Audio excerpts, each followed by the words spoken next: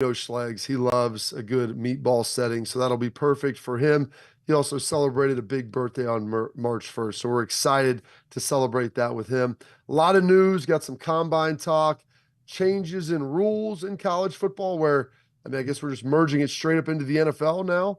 Going to also talk about some of the biggest brands. We're going to have tailgate talk. Always questions from listeners, the questions that you have, the ones that we want to answer. It's our favorite segment that we do each and every week. And also with that, we're going to get into some of the combine news and some of the things that are ultimately going on.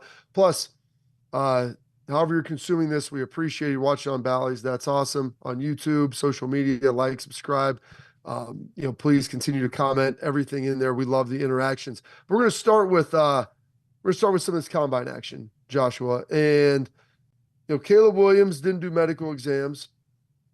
I saw now that Jaden Daniels, Malik Neighbors, they didn't do the measurements. I think Marvin Harrison Jr. did some of the measurements.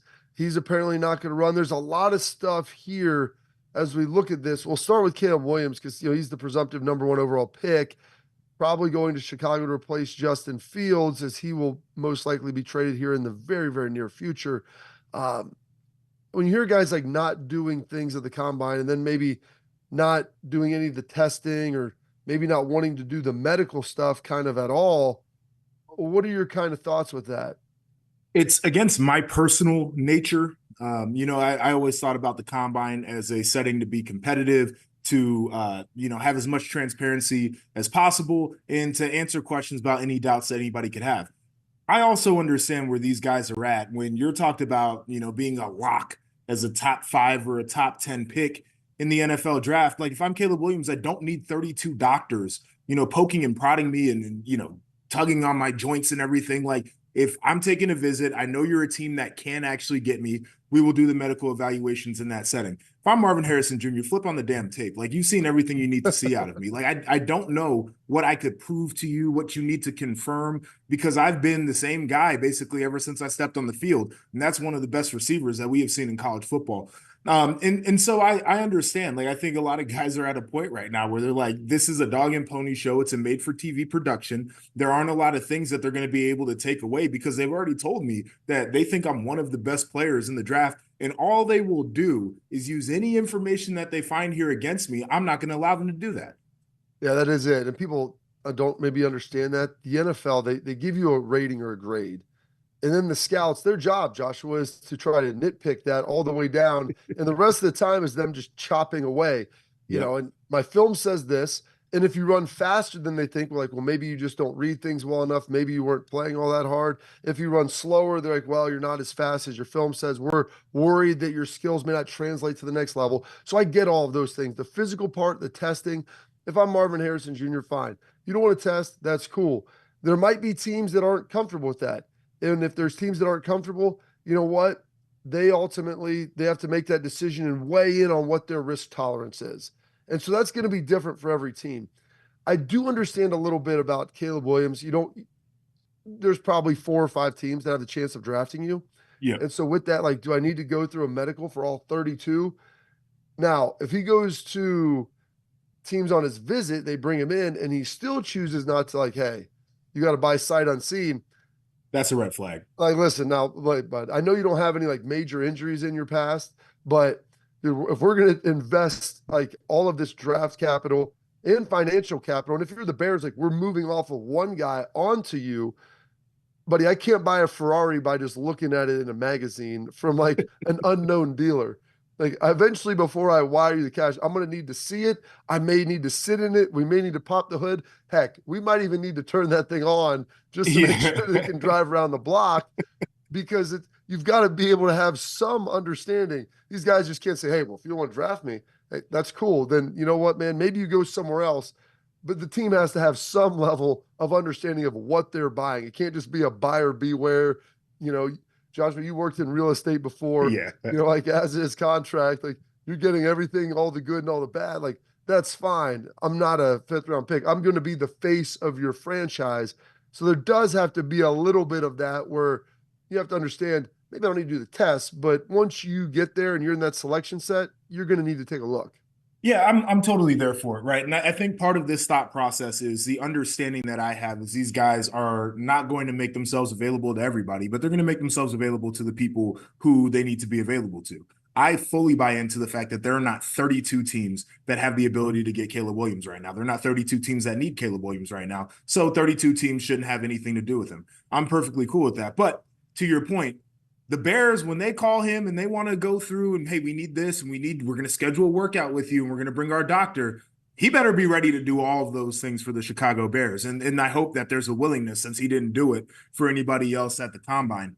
One of the other interesting things that I see, and this is like combine silly season for me, is JJ McCarthy goes through weigh-ins, but he's like, I'm not going to run a 40. And one of the concerns with JJ is like, this cat's only 205 pounds. You know, He's thin, puts his little boy body at shoulders. risk. Yeah. Okay, he weighs in at like 220, but he's like, I'm not going to run a 40 because it's water weight. We all know exactly what it is. You're gonna eat the cheeseburgers, you're gonna have the protein shakes, you're gonna drink a whole bunch of water before you get on the scale, but you're like, I'm gonna be entirely too sluggish to run. And so I think that's also where I go on this back and forth of like, how much do I actually care about what guys look like for the workout or the weigh-in, because I know that there are particular things that they are trying to prove to people while also saying that I don't need to show you this other thing. Which is ironic about this. I was talking to Jacob Hester on my XM show, and like, hey, I wish I would have weighed 4 pounds more, ran, 300ths faster than this. And the irony is, it's like you start talking to scouts, like, yeah, that probably wouldn't have moved you really at all anyway. I mean, unless you go out there and like, hey, you're a 4.5 guy and you run like a 4.71 and maybe Right. weigh like 20 pounds heavy, or you're really light. If you're kind of within where they think you are, it's just a function of kind of who's available, what teams need, and how much they like you when it comes to that pick. Now, Marvin, I don't think that he's going to do any of the physical testing. Do you have a problem with that at all? Like, he'll do the medical stuff, I think, when teams bring him in, but like no pro day, he's just going to run routes. Does that bother you at all seeing that from him?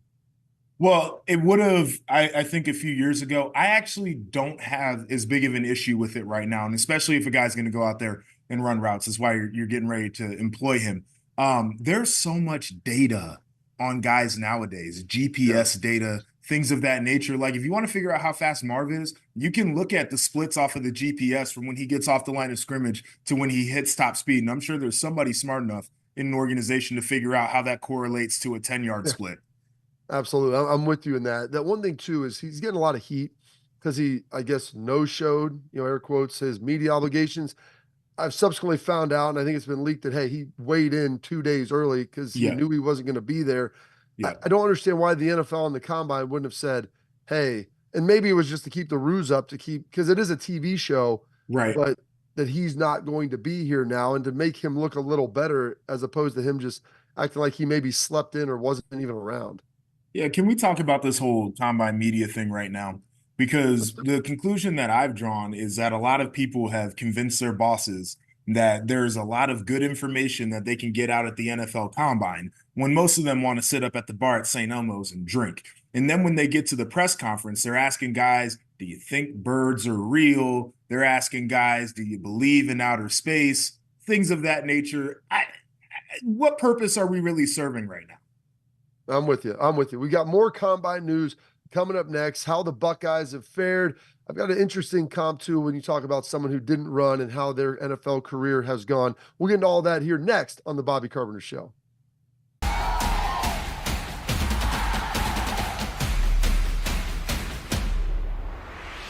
Welcome back into the program. Efforting Schlegs. He's a squirrely guy out there, in the wild bush somewhere, maybe at a Waffle House. Who knows? When he tells you 15 minutes, it may be 30. So we're tracking him down. I think he's going to join us next segment. So it should be exciting. But talking about guys who didn't work out at the combine. And I don't know if you remember this, Joshua, a guy that, been pretty talented player in the NFL. Maybe hasn't had the playoff success yet that they want. And I always say, guys, you don't have to do anything. And my dad would tell me this all the time growing up. You have your own decisions to make.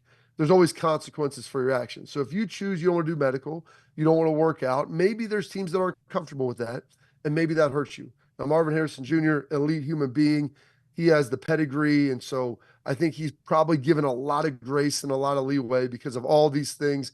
Good human, Hall of Fame dad, great film, like all this stuff with him. So he's going to get some grace.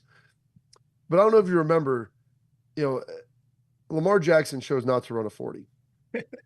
And people were like, oh my gosh. And I was like the same way. Like, why would you not? My brother was his strength coach, Joshua at Louisville. And my brother's like, he's one of the fastest dudes I've ever seen. He's strong, tough, all the things. And so he didn't run the 40. He's taken 32nd by the Baltimore Ravens. They trade up the last pick, I think, or 31st, right there at the end. I'm convinced after watching Lamar Jackson play in the NFL, if he would have ran a 40, it would have definitely been sub 4.4, maybe like low 4.3s, high 4.2s, because anytime he's on the field, he looks like one of the 1, 2, 3 fastest guys that are out there. So let's say he would have run that 40, Joshua. I think maybe then he might have been taken in the top 20.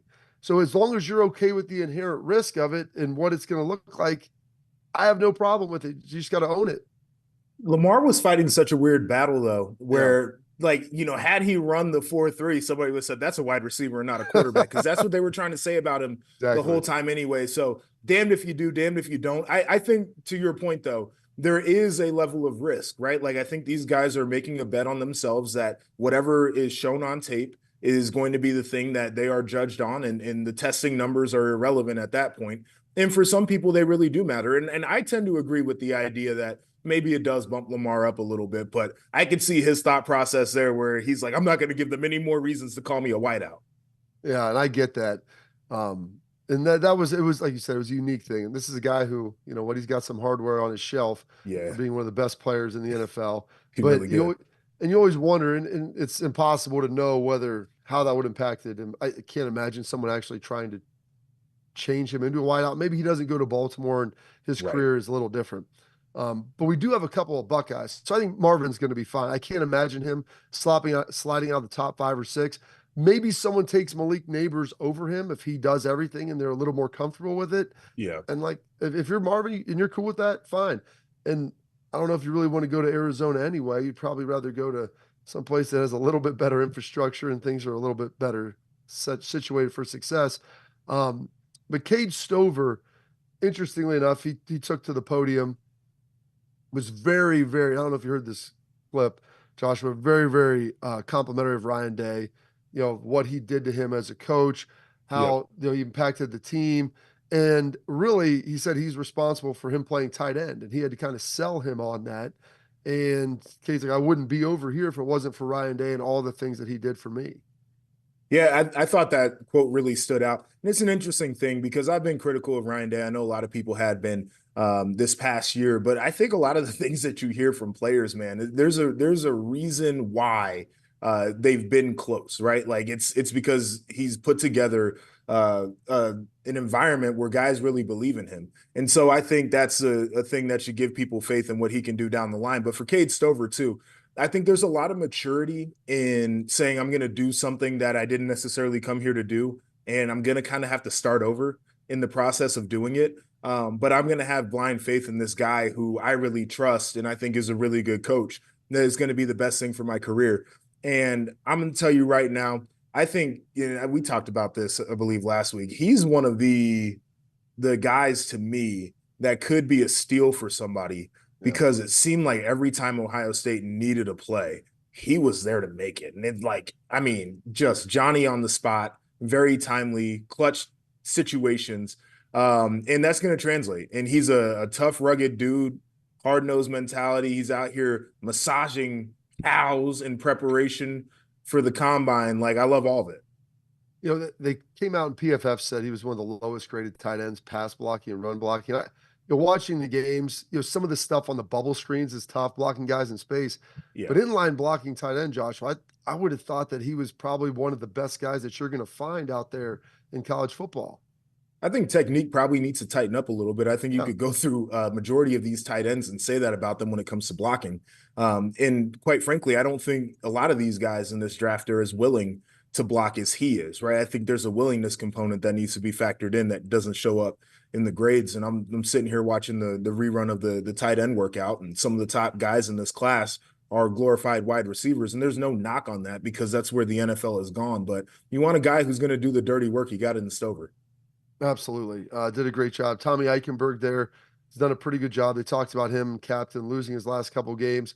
Uh, those two and then Steel Chambers all live together. So I always like to I bundle them up as kind of like a whole package. They're like the little trio, kind of similar to AJ Schlegel and myself. When we played, they got a great little bond. Funny, Steele came in as a running back, left as a linebacker. Cade came in as a linebacker, ultimately left as a tight end. But Tommy and Steele, I believe, posting two of the top times in their pro agility and watching those guys interact out there during the position drills was a pretty fun experience. It was great. And I don't think either one of them ran 40s either. And considering what they did in the shuttle, like that's what you need to see. Judging linebackers, like great, you can run this straight line. How are you in a box situation where you got to change directions and get your feet moving? Both of those guys displayed that they have that change of direction and quickness that you'd like to see. I think that workout specifically for Tommy was a big one because I know people were going to ask questions about his ability to move the way that he needs to at the NFL level, but he's got the quickness there. He does. Both those guys can move pretty well. Tommy being a captain, Cade as well. They asked Tommy this, and you get some tough questions. You're trying to prepare for the draft. People are talking about still your not just your performance in college, maybe losing some big games. I think it's pertinent to kind of talk about some of those things. Talking about losing Michigan, being a captain, not maybe playing as well as he would have liked with the injuries and the dislocated shoulder or elbow and everything else. He said, I just know I definitely could have played better. I felt like I let down so many people, really, especially being a captain, too. That's the standard is winning that game. It was very hard for me, but you got to keep moving forward. Kind of thoughts on that being asked and kind of his response. I love the response. I actually resonate with that response a lot. I think back to 2015 when I was playing and we lost to Michigan State, and it was the last game that I ever played in the Horseshoe. And I took that one really hard because I felt like there were signs that we didn't have everything tightened up as a team. And I felt like I didn't do enough as a captain to lead the guys in the right direction to make sure that we wouldn't trip up like that. And so I know as somebody who sees himself as a leader, you're going to think about those things all the time. And it's going to be tough, but he's got a fresh start here as he transitions into the NFL. And I think this is experience that he can lean on. What did you learn from being one of the go-to guys when you were in college that will help you in your pro career? Absolutely. And I think that those are the type of guys you want, guys that want to play, guys who are going to play through injuries, guys that care about things a lot. And then, lastly, this response by Caden, you're in a kind of a similar situation, Josh, like your class of guys, because you obviously won a national championship in 14. A lot of guys came back that next year, hopes of winning it, didn't get a chance to ultimately with that Michigan State loss, beat Michigan, go on to ultimately win the bowl game. Asked about Cade Stover playing in that game, like him, like a lot of those guys did, Tommy and Steele as well. Said, my goal wasn't to impress NFL scouts. The goal was to go out there and be with the other guys. Sitting out of that game, I was advised by agents. I didn't feel comfortable doing that. I couldn't go to sleep at night if I was going to do that. That's maturity, right? And it's a tough decision. I don't blame guys who decide that they want to sit out because there's money on the line. But when you have that team culture and you care about the guys that you're around, I understand playing it. And like you said, in 15, we played Notre Dame in that bowl game on both sides. Everybody played. And there was a catastrophic injury in there with Jalen Smith. But like guys felt like it was a part of their duty to finish off their career the right way. And I love that for them. Yeah, it was a big deal. And to me, like I said, I'm not going to penalize guys for sitting out, but I will give you kind of bonus points. To me, it's like the No doubt. bonus question at the end. And if you choose to do that, you're putting some things at risk. But when you start talking, that's why I always put Tommy, Cade, and Steele together. All those guys played, and they're kind of talking about things before. And I can't imagine not playing, like getting a chance to play with your friends and your teammates like one last time. Because when you get to the next level, as you know, as I know, it's a little bit different. And it's not necessarily the same feeling that you had before. So awesome for those guys talking about that and their experiences there. Great to see those guys perform. Excited to see them go play on Pro Day and what they're going to be able to do here before the NFL draft. Got some other big news coming up, and I think we're going to be joined by our guy, Anthony Schlegel, here coming up next on the Bobby Carpenter Show.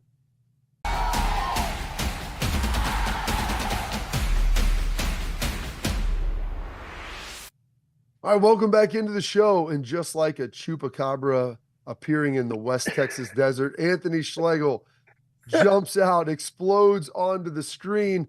We've got the Arnold Classic going on this week Yeah, in Columbus, Schlegs. I mean, it's a full-on meatball fest. You just celebrated, if I'm not mistaken, your 43rd birthday on March 1st. How about that?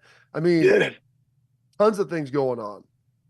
Yeah, lots of things going on. The Arnold, I the executive vice president at the Armory down off of Kinnear by the Lennox, and it was awesome to have everybody in because listen, I think in the fitness world and the training world, people get caught up in the different segments, right? Powerlifting, bodybuilding, CrossFit, HIIT. Listen, I don't care. Honestly, we should all be celebrating people that are being fit because we have a pandemic in this country that people aren't fit. So wherever you are in that journey, whatever age you are, like we want to celebrate that. So that's kind of what the Arnold needs to be about. We all should have a little bit of meatheadness in us because we need to physically all be better.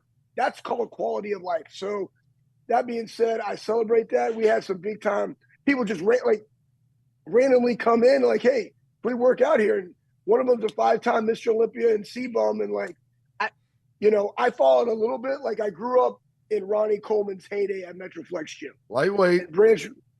And lightweight, baby. Yeah, nothing but a peanut. I mean, like all the sayings that I got from Brian Dobson and Ronnie Coleman. It's just a fact because when you're in there every single day and you're 14 years old and Ronnie comes in the gym with this really skinny, I mean, his back, like he had to go sideways through the door and he's wearing these like black and yellow, like Zumba looking pants, fanny pack, really nice skinny, but all tank tops on him look skinny.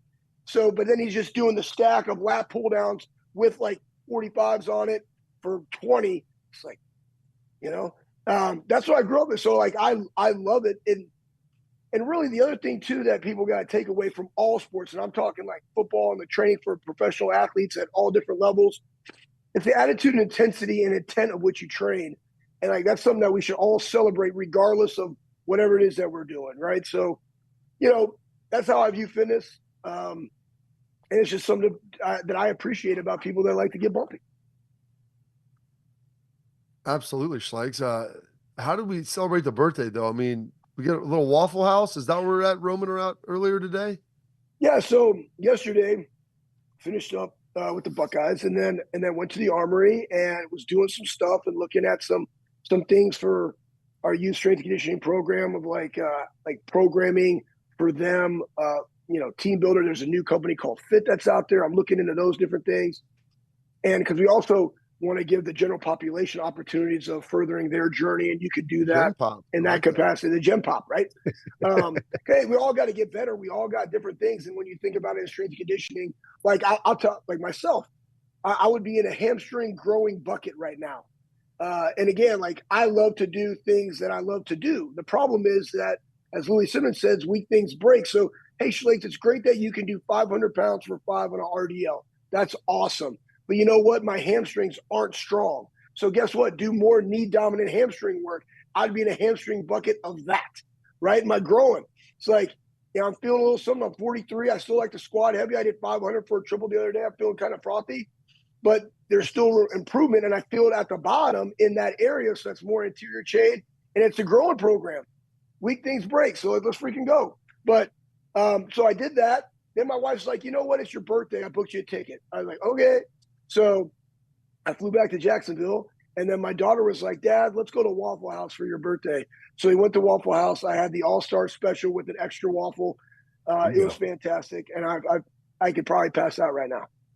That's Josh Perry approved, is what I'm getting here, Joshua. Oh yeah. I love Waffle House. There's not a Waffle House. I don't know if there's one in the state of Illinois. There's certainly not one in the city of Chicago. So every time I get back to the Central Ohio area, I go up to Delaware, right off 3637. It's the home Waffle House for your boy, and I throw down. Josh, when you hear all these lifting with Schlegs, Ronnie Coleman, who, by the way, Schlegs, Ronnie Coleman's in Columbus. I saw him at the Arnold. I mean, he's in pretty rough shape. But I mean, Josh, we got a good lifting story with Schlegs when he was training you up back in the day. Best thing about Schlegs, he just talked about hitting some heavy squats. It was the back slap. There's not a better back slapper in the country than Anthony Schlegel. Thank you. Joshua, I appreciate that because I think that that's one misconception about back slaps. I got a PhD in back slaps, by the way, really? from Metroflex Gym. Well, there's a certain way I've seen people, they like the gorilla slap on the side of on the back, right? I don't like it's hard and it's like it's that, but it has to be right in the middle of your trap because that's where the middle of the bar goes. And it instantaneously, like CNS is on fire. You're like, holy, and guys try to brace up for it. So I'll be there and I'll like rub the back of their head, like they don't know that it's coming. I'm just like, and then finally they realize, boom, and then they're boom, and they're under the bar, and it gets your stuff going, man. I mean, I'm fired up right now. Every great lift I've ever had in my entire life, backslap. All right. We haven't talked to you. Final question here for you, man. The Buckeye Cruise. Yeah. You're back from there. I mean, you survived it. You had your anniversary right before it, birthday right after it, a lot of stuff going on. I mean, how did you survive? How did you navigate this 17th edition of the Buckeye Cruise? Let me tell you something. One, I survived it with you. It wasn't a survival. These are things like I've been on 15 because I forgot that I missed one when I took the job at Ohio State in 2011. I missed the first one because we had our oldest. I brought my daughter on this time so she could get community service hours for the Bright Futures program down here. It's a hell of a way to get service hours, by the way. It is. No doubt. And, but she also needs to see the philanthropic side of her parents and the service mentality of everybody there, from travel partners and the James and what they do, but also, too much is given, much is required. And there's a lot of people that donate to this cause. And we've also made lifelong friendships from the cruise and that family of Chris and Lisa that they've done. And now it's expanded. And you do $4.4 million, not necessarily all on the ship, but throughout the culmination of a year. And I was telling the guys on the ship, because we now through NIL have the ability of bringing on current players, which I think is fantastic. Because they have to learn, like, listen, man, there's all guys being dudes and girls being dudettes. It doesn't matter. But there's a lot of people on that ship that you're going to have lifelong friendships with. And I think, like, this is a great opportunity to go out and just dialogue with people that want to get to know you more as a person and not just a Buckeye football player. And these are also people that can help you down the road in your life, whether in business or just seeking wisdom because of the different things that they do. So it was a phenomenal trip. We raised a ton of money, and boom, as soon as we got off, I had to go. As soon as we got off, I drove back to Jacksonville, dropped my daughter off, drove to Valdosta, Georgia, and watched my oldest play in a baseball tournament. Let me tell you, South Georgia baseball stadiums are absolutely amazing. Oh, they're like Division I F. Yeah, of course. Facilities. Well, Schlegel, we're up against it. We appreciate you stopping by. Enjoy the rest of your birthday weekend. I know you'll be getting bumpy with Steph and having a great time. Enjoy it, buddy. Thanks for the time. Appreciate you guys. All right, coming up next, rule changes in college football. What do those look like? Joshua and I dive in here on the Bobby Carpenter Show.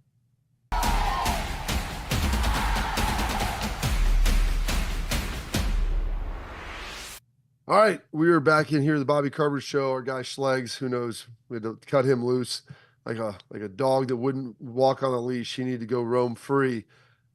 But Joshua, there are some changes coming to college football. Now, the big sign stealing situation with Michigan, there was an easy solution to that. It was player to coach helmet communication.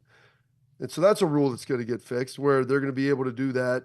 They're going to have 2-minute warnings now, each half in college football, tablets on the sideline, which they're going to be able to have moving videos. NFL, they still just have stills. But if you look at high schools around the country, Joshua, they have 55-inch TVs on the side that they're getting instant feedback and watching when they come over there. And those are kind of the three big things that they're going to try to implement this year in 2024.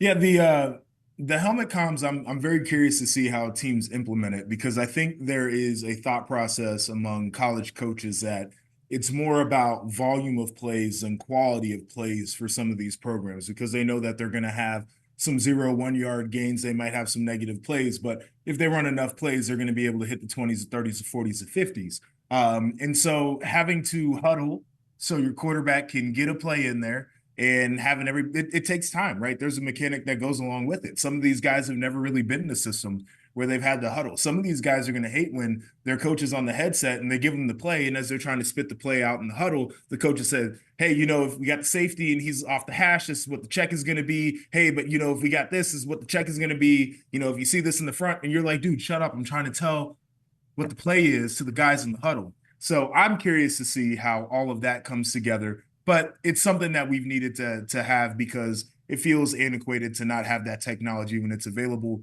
2-minute warning, I think, is going to be an interesting one too, because now you got to teach guys how to strategize around that.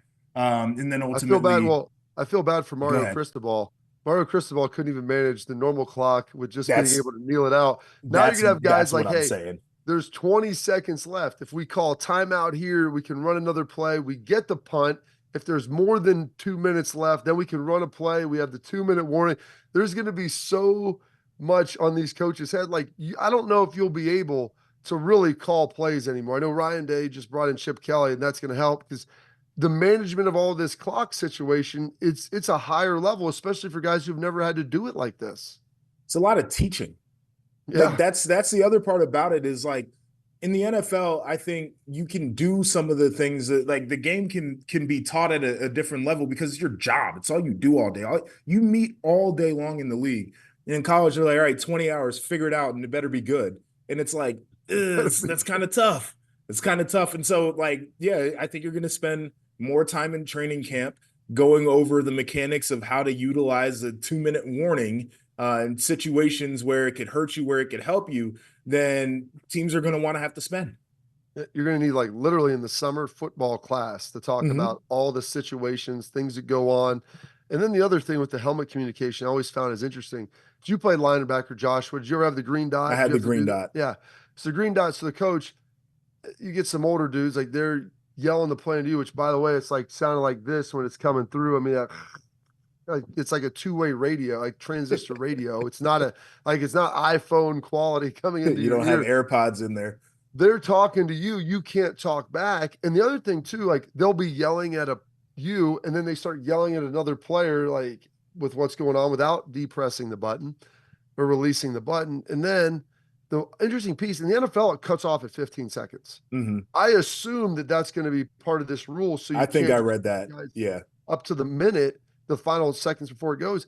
And if that's the case, like, defense, you got to get it in there. You're going to have to get the call out and the quarterbacks, but you're not going to be able to have this offense where then you look to the side. The scans, because unless you're going to continue to signal, which would defeat the purpose of the helmet, I don't understand how you're going to be able to make those adjustments. I think there are a lot of teams that are just going to say, screw the walkie-talkie. And again, it's like, even the idea of some teams think they can go faster because they don't have to flip the wide receivers, and those guys just stand and they can see what's being signaled in instead of having to come to a huddle. But now we're not going to signal in. It's like everything mechanically is going to be different. I'm curious to see how it's utilized. Yeah, there's going to be a lot of, obviously, operations that are going to need to be put into place. So you have to practice this. And that's the other thing, is in the NFL, like on Thursdays or Fridays, different things during the season, they would literally practice signaling it in so that you got used to the operations of maybe your coordinators in the box, tells it to the coach on the sideline. He's the one with the microphone. He then puts it out to the players, and there's ops that need to happen. And I know this about coaches at any level, Joshua, especially college and the NFL. They're not great with change. No. Especially with the tablets, going from the tablets to the still pictures. We saw Bill Belichick throw the tablet on the ground last year. These guys get furious about that.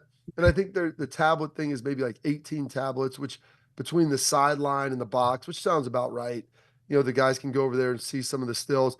But one of the rules is, Joshua, you can't cast it onto a TV, a bigger viewing surface, which I would have paid money to see some of these older coaches try to air draw Apple plays, cast it up there. You got to airplay it, and they're trying to figure out how to enter in the passcode so they can get it up on the big screen. It would have been remarkable. It would have been remarkable. I think this will ultimately be good, but this season, there's going to be a lot of teaching, and there's going to be games. I think there'll be at least 10 to 15 games that will be won or lost due to the inability to manage time, clock, new rules and things. So we'll dive into that. We'll talk a little bit more about that. And then we get our favorite segment coming up next. It's Tailgate Talks. It's your questions answered by Joshua and I coming up here next on the Bobby Carpenter Show.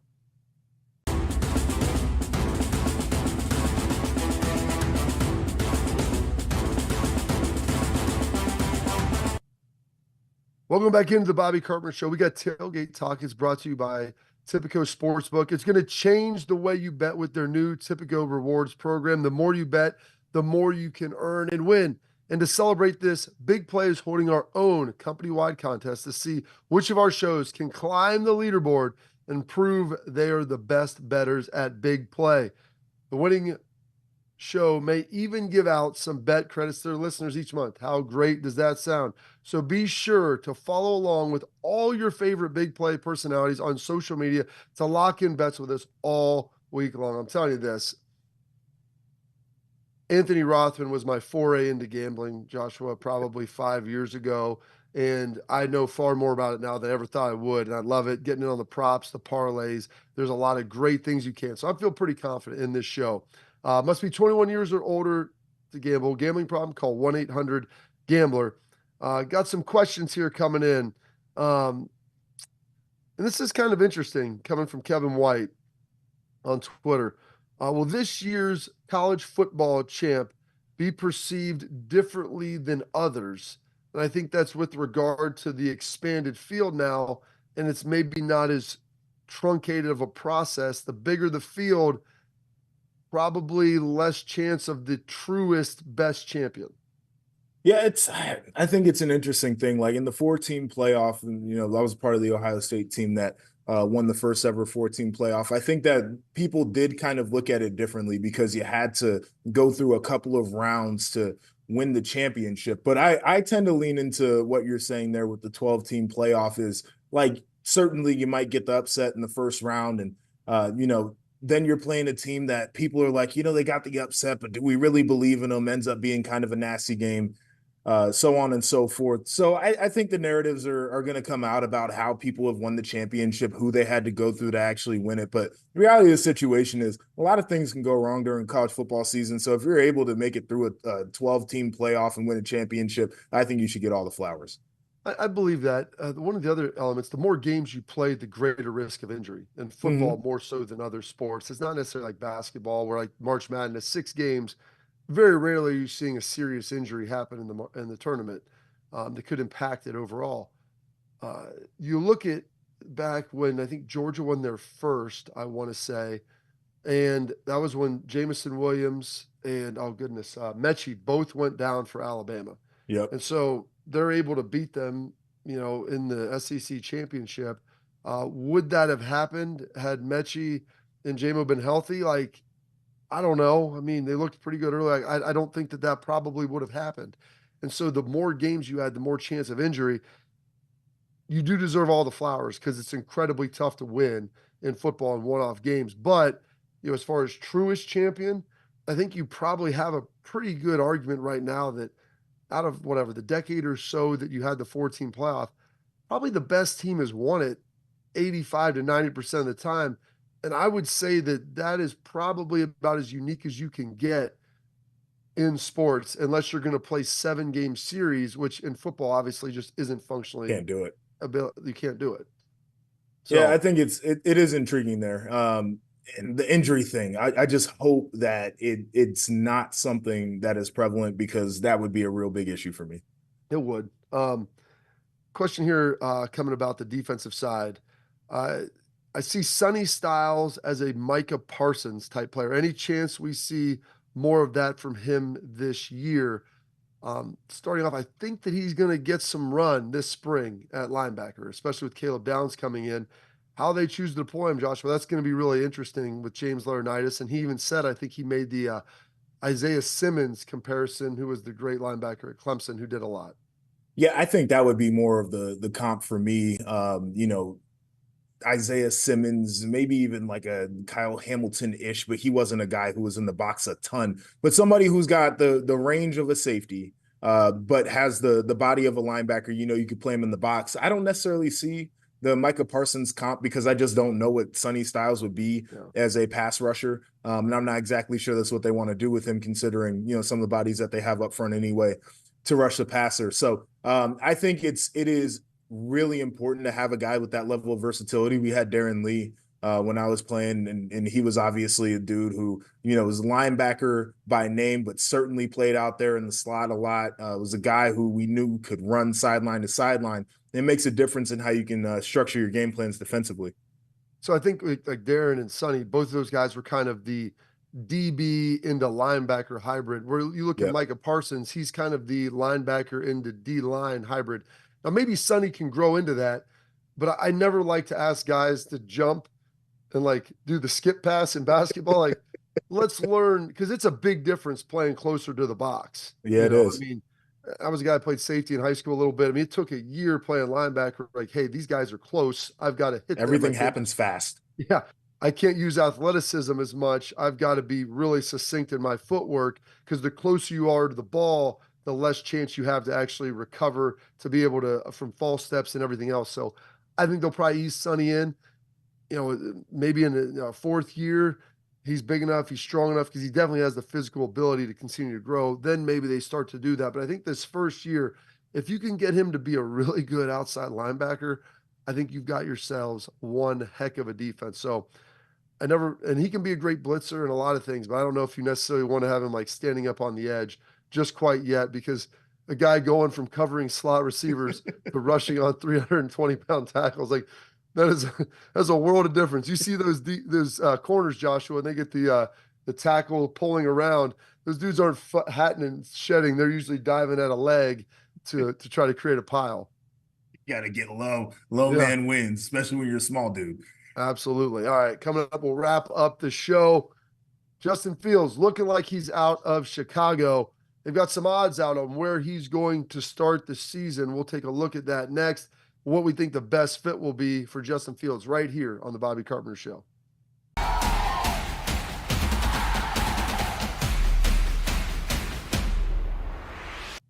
One heck of a big show today. Thank you to my man, Joshua Perry, who's been doing a fantastic job. So you're joined by my guy, Anthony Schlegel, hopping in, sharing some of his great stories here. Like I said, if you're watching on Bally's, thank you. If you're watching on social media, YouTube, whatever it is, like, subscribe, leave comments. We love to interact. Tailgate Talk, which we just had, is our favorite segment each and every week. But before we get out of here, Justin Fields played really well, I thought, this year, Joshua, especially the back 2/3 of the year. Drug his team to 7-9. Really didn't have a lot of blocking up front, not a ton of weapons on the outside. And you look at his performance, it can still improve. He's not a finished product, but you want to see him in a consistent system with weapons around him. And he played himself out of getting traded. Unfortunately, the Bears have the Carolina Panthers pick, and Bryce Young wasn't able to do the same. So the Bears have the #1 overall pick, possibly or probably taking Caleb Williams now at this point. Now, there's some odds here where Justin Fields could go. The betting favorite by a mile right now, -425, is the Atlanta Falcons. How do you feel about him going back home, Joshua? I mean, one of the things that we had talked about in terms of Justin Fields is the lack of weapons that he had in Chicago. You drop him in Atlanta, they got weapons everywhere, young dudes that can really play. And so I like that just from a what's around him standpoint. I think any team that's going for Justin Fields is going because they know that they're going to structure an offensive system that they feel like can really fit what his biggest skill sets are. And I think that's what he needs to be in as a player there. And I think that's what he lacked in Chicago. They went through coordinator changes, had a head coach change in there. They got a new coordinator even this year. That's a mess for him. I don't want to see that. So I think the best thing for him is to be somewhere else. I mean, honestly, if Jalen Hurts can have the success that he had in the NFL, I think he is comparably athletically, and I think he has a better arm, a more accurate arm than Hurts. So hopefully they put some stuff around him. The Bears are the second betting favorite at +240. Steelers have gotten a lot of interest as well, +380. Both the Steelers and Falcons, good teams, just really don't have that quarterback position locked down. And as we know, it's really stinking hard to win in the NFL if you don't have that. Raiders at +1200, Giants at +18, Patriots at 2,200, which I heard there was a little smoke maybe for him going there, as they potentially are looking to upgrade that position with either him, maybe Baker Mayfield. But thank you for tuning in to this edition of the Bobby Carpenter Show as we begin to wrap this thing up. My man Joshua Perry here with us. Another big week, wrap up the combine, preview the draft, and spring ball is on the horizon.